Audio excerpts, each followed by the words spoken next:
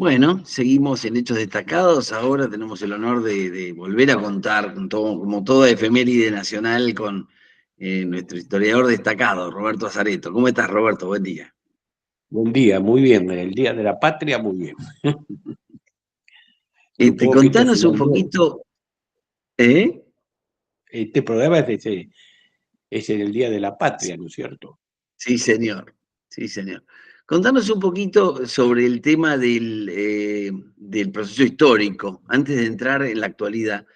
¿Cómo se llega a la independencia? La otra vez hablábamos desde la Revolución de Mayo. ¿Cómo es, desde el punto de vista histórico, los factores de poder, cómo juegan en el proceso de la independencia? Bueno, es un proceso, hay que entender que hay varios acontecimientos en el mundo, ¿no?, que influyen en el proceso de la independencia. Por lo pronto, creo que hay un primer antecedente que es la Revolución Americana, ¿no es cierto?, de 1776, que culmina con la Guerra de la Independencia, con gran apoyo de potencias también continentales, como fue el Reino de Francia y el Reino de España. Fue un apoyo muy importante, tanto económico como militar y naval. Estamos también en la época de la Revolución Industrial y estamos en un proceso que aquí hay personas que hace tiempo que están arraigadas, otros que vienen. Es una región donde hay 3 siglos de presencia europea, se han formado élites en cada lugar del Imperio Español, y creo que y entonces viene también el tema de la idea de igualdad. Había una gran discriminación entre ser peninsular. Todos eran considerados españoles. Unos eran españoles europeos, otros americanos, pero los peninsulares tenían cada vez, monopolizaban los cargos públicos, había poco acceso a los americanos, por más formación que tuvieran, a, a ellos, más restricciones comerciales de todo tipo que impedían el desarrollo de estas regiones.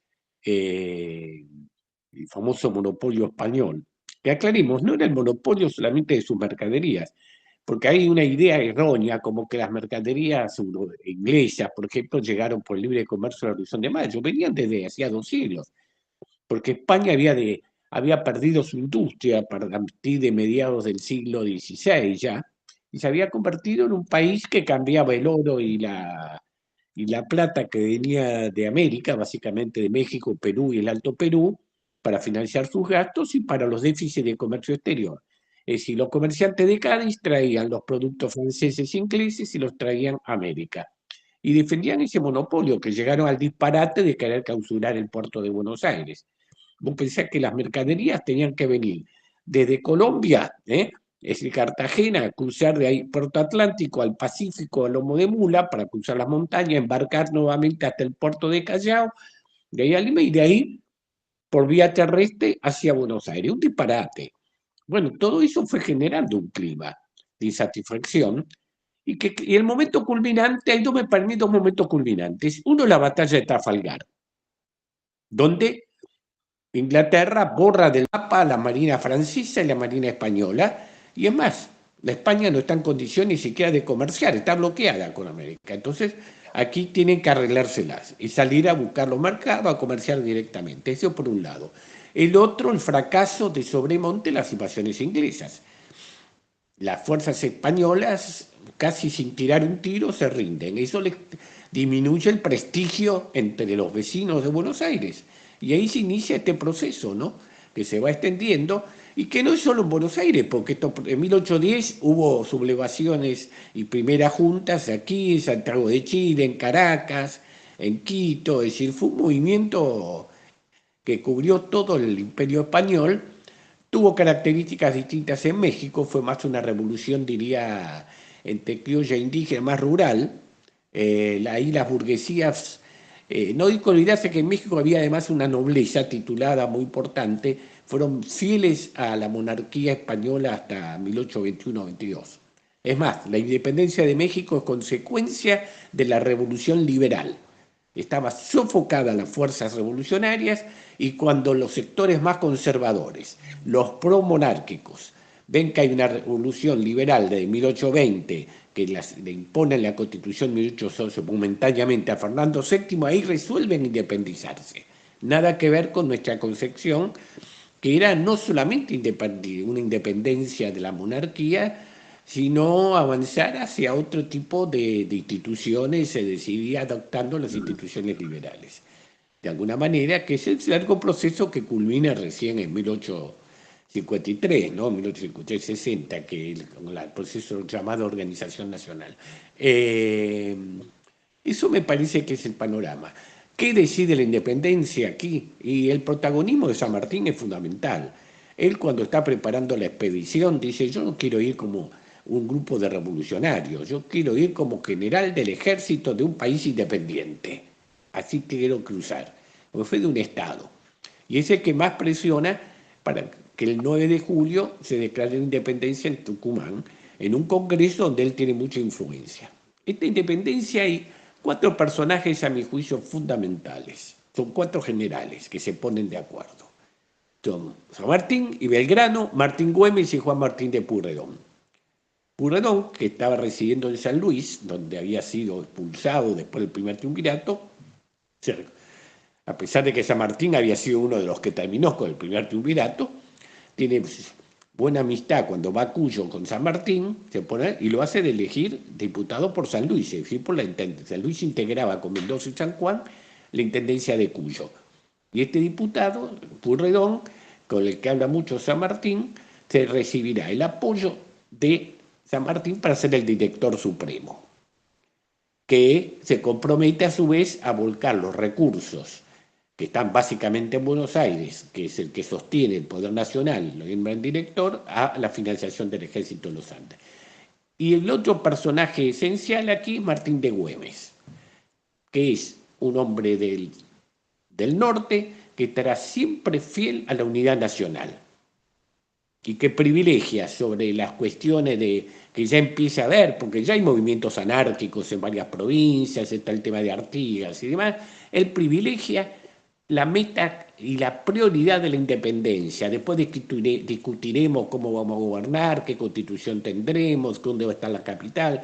Es decir, algunos se peleaban por el pastel cuando todavía no habían empezado a hacer la torta, ¿no es cierto? Sí. Güemes, que además fue un hombre del punto de vista militar muy importante, porque con sus fuerzas irregulares logró impedir que el ejército español lograra avanzar más allá de Salta. Cada vez llegó a Salta varias veces, tomó la ciudad varias veces, pero con su guerra de recursos, que atacaba en definitiva el abastecimiento de ese ejército y lo desgastaba con ataques sorpresivos y demás, obligaba al repliegue a sus bases en el Alto Perú. Y eso fue esencial, entonces ese acuerdo de esos 4 generales, que pasó también por impedir que el artiguismo se viniera de Córdoba, porque Córdoba era el camino para ir a Mendoza, abastecer al ejército de los Andes y hacia el norte abastecer a Belgrano y Güemes. Belgrano, a su vez, que vuelve de España, está en Tucumán y se hace cargo del ejército del norte. Ese acuerdo fue esencial. Y bueno, y ahí empezó ese proceso de independiente que tiene antecedente en la Asamblea de 1813, cuando no se declara formalmente la independencia, pero se deja de invocar el principio de que se gobernaba en nombre de Fernando VII. Y se adoptan ya los símbolos patrios y la acuñación de moneda, es decir, ya se adopta la escarapela, la bandera nacional, el escudo nacional. Sin declaración formal. 3 años después de la Revolución de Mayo. 3 años después, efectivamente. Claro, yo creo que además hay que destacar otro hecho. Lo que hoy son las provincias, parte de las provincias que componen la Argentina, que forman parte de la Argentina, es lo único que queda. Chile es recuperado por Fernando VII en 1814. Tienen ocupado todo el Alto Perú. El Perú es totalmente leal. Bolívar ha sido derrotado, está exiliado en México, han recuperado Nueva Granada, Centroamérica, está todo. Y lo único que resiste es Buenos Aires y las provincias. Eso es lo único que resiste. Por eso cuando están declarando la independencia, lo hacen en un momento de mucho peligro, donde habían venido ya refuerzos desde España. El mariscal de la Serna, veterano de las guerras napoleónicas, está en el Alto Perú con tropas no solo americanas, sino las de España. Tiene un plan que es atacar a Tucumán y ir a Mendoza. A su vez el ejército español en Chile iba a cruzar la cordillera, lo que hizo San Martín va a hacer al revés, para batirlo y de ahí a Buenos Aires. Y encima teníamos el problema de que Artigas estaba simplemente dándole prioridad a sus peleas con los portugueses, con el enorme riesgo de que Portugal le diera una base a los españoles para que su flota trajera un ejército, desembarcara, tuviera una base en tierra para venir a atacar a Buenos Aires. Así que fue un momento de mucho peligro, de mucho peligro. Era posible eso porque Fernando VII logró que el rey de Portugal y de Brasil, así se llamaba Reino Unido de Portugal y Brasil, le habían elevado a Brasil a categoría Reino Unido, dos de sus hijas se casaran, una con Fernando VII y otra con su hermano Don Carlos, el que después fundará la corriente del carlismo, ¿no? Con su reclamo por el trono a la muerte de Fernando VII. Así que realmente había un peligro muy serio. No hay que olvidarse que al haberse logrado la toma de Montevideo en 1814 por Alvear y el almirante Brown, el ejército español se queda con una base para atacar en el Río de la Plata a Buenos Aires. Así que dependía de un acuerdo con Brasil. Fue una labor diplomática muy importante que hubo que hacer para impedir que esa alianza de Portugal con España y que Artigas, con sus correrías y su conflicto con los portugueses, que lo llevó en definitiva a la ocupación de la banda oriental por Portugal, ponía en riesgo nuestra seguridad. Es un tema que a veces no será porque no queremos ofender a los uruguayos, no se trata, pero la verdad que lo que hizo muestra que era un hombre de muy pocas luces y que realmente lo dice San Martín, claramente en una carta a Guido, se molesta con las actitudes de Artigas. El proceso histórico impecable, creo que está clarísimo el riesgo que corría la joven república. ¿Cómo imaginas 2 siglos después la independencia de un país en un mundo plurinacional, en un mundo multipolar? Bueno, sí, el mundo de 1816 no tiene nada que ver con este mundo, ¿no? Han pasado muchas cosas en 2 siglos. Han pasado muchas cosas, porque yo no sé si a veces tenemos conciencia de todo lo que comienza ya por 1776, cuando se fabrica la primera caldera, y hay un proceso de un mundo que no tiene nada que ver. Que a ver, hay un ejemplo muy simple. Se calcula que en la época del Imperio Romano en el mundo había unos 220 millones de habitantes. Recién en el 1500 se duplicó la población. Quiere decir que se tardó 1500 años para que de 240 millones se llegara a 500. Y recién en el 1800 se llegó a 1.000 millones. Y ahora somos 8.000. Esto habla de lo que ha pasado en los 200 y pico de años. Además, la integración de todo el mundo. Pensemos en lo que eran las comunicaciones. A ver, estas noticias, por ejemplo, de lo que pasaba en España, la noticia de los triunfos de Napoleón, la derrota de Napoleón, que tuvo muchas repercusiones en las actitudes, lo que pasaba en América también, los intentos de reconquista, el regreso de Fernando VII, los intentos de reconquista. Acá se enteraban de unos y otros con 6 meses de diferencia. Una carta iba 3 meses para allá, otros 3 meses de vuelta a la contestación, 7 meses. Hoy que nos hacemos estas comunicaciones por videollamada, yo no sé si no estamos perdiendo la conciencia de lo que era ese mundo. Pero que además las podemos hacer a cualquier lugar del mundo. Que nos enteramos de los resultados electorales de ayer en Francia al mismo tiempo que los franceses. O antes. Ya el telégrafo fue un cambio, ya cuando llegó el telégrafo, el primer cambio, en la época de Sarmiento se hubo la comunicación con Europa y entonces llegaron los telegramas con noticias, pero hasta poco tiempo antes se había que esperar el barco, fue ya que el barco de vapor que disminuyó las distancias, el viaje a Europa de 3 meses a 1 mes, es decir, Todo ese mundo no tiene nada que ver, evidentemente, con eso, y cada vez yo creo que hoy tenemos que hablar más de interdependencia de naciones, ¿no es cierto? Cada vez eh, hay una frase de Kennedy en uno de sus discursos más famosos, donde dice algo así como que estamos todos condenados a vivir juntos en este pequeño planeta. Y además hay problemas que no son exclusivos de cada país. Pensemos en la cuestión ambiental, no la puede resolver un país por sí solo, se necesita la cooperación.